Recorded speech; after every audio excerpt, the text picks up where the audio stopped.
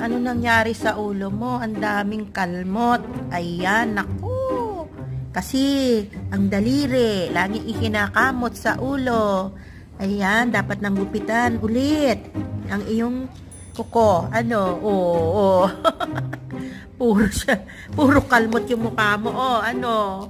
Wawa naman si Bebe, oh. Puro kalmot, oh. Ala, kakakamot sa ulo. Pagtulog. Ay, kailangan lagyan niya ng gloves yung kamay mo. At kailangan putulan ng kuko. Yung daliri.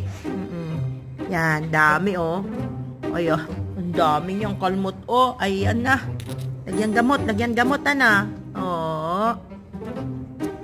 Yan, yung mga kukong yan ang dahilan. Yan, madaling humaba. Kinakalmot. Baby Luka sa ulo.